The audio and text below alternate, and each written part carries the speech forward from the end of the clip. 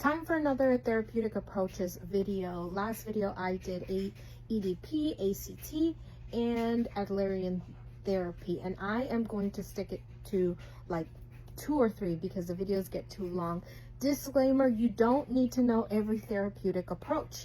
You just have to find what you like, what you enjoy, and what clients you want to work with. We're going to continue with the list. The list is on alphabetical order. I got this from the Therapy Notes, which is the program that we use at my agency to take notes, scheduling, billing, etc. And the next one on the list is addiction counseling. And early on, there was more harmful, negative views that it was like a feeling, but we are looking at more current addiction counseling models. So addiction counseling helps people understand and manage substance use by addressing those triggers, some coping skills, and motivation for change. Like a common phrase would be 1 day at a time, right? We're working 1 day at a time. There's treatment models that date from the beginning, like Alcoholics Anonymous, and then later expanded again to more evidence-based practices. And so some theories behind it is like disease model of addiction, the harm reduction, stages of change, and interventions would be relapse prevention planning, motivational interviewing, which is another approach, and cognitive restructuring, like cognitive behavioral therapy. Again, a lot of these therapeutic approaches tend to kind of interconnect in some way. Okay, the next one I think is common. Most of us have heard it if you're in therapy or even in the movies, is the anger management therapy.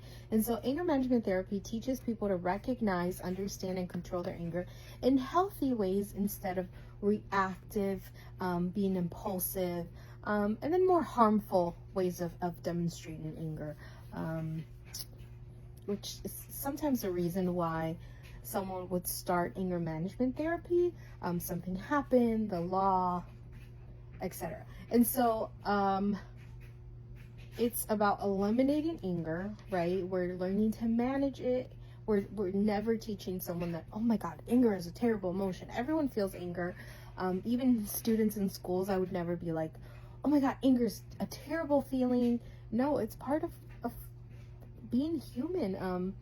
School can be frustrating. So anger management therapy is teaching how to manage, how to cope.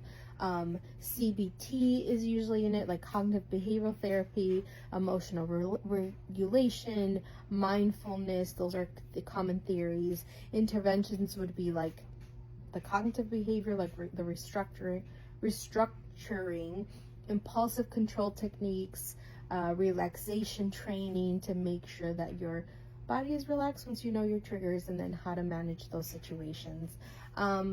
So an activity in school, just to give you an idea, would be like the zones of regulation, being able to identify emotions. And so with a client outside of schools, maybe you could try something like green means calm, yellow is irritated, red is enraged, and then practicing coping strategies with your client. And I guess another thing to mention is that a lot of people are scared to shift from schools to outside therapy, and it looks very, very, very similar. Like there's a lot of theories, a lot of approaches, a lot of interventions. The language is a little bit different, but some of the activities that you would do at school, you would also do it outside for a longer time, in an hour session, less distraction, less interruptions, but it's very, very similar. So last one, so we don't make this video too long, is animal assisted therapy. This is so much fun. This approach uses animals to help people feel calm, connected, emotionally supported in therapy, and it could be like equestrian, it could be canine. So like an activity idea would be mindfulness with a therapy dog. You're with a therapy dog on your lap, and you're petting the dog, and you're being present in the moment. It helps with grounding, social skills training, emotional regulation, exercises. I mean, you can, I don't know, if you're a pet lover, you kind of understand why they're so great for therapy. And fun fact, this is actually how I got into social work. So I was at U of I in the animal sciences major, and there was a, what was it called? It was called was it domestic animals?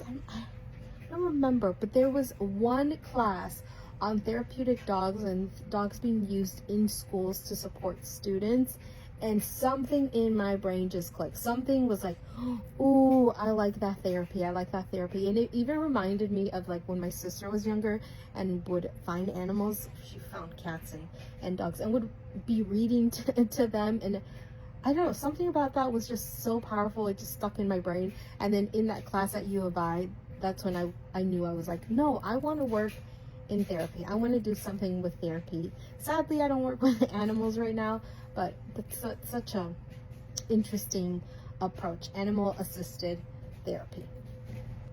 I'm going to end here, again, not to make it too long, and then I'll talk about other therapeutic approaches.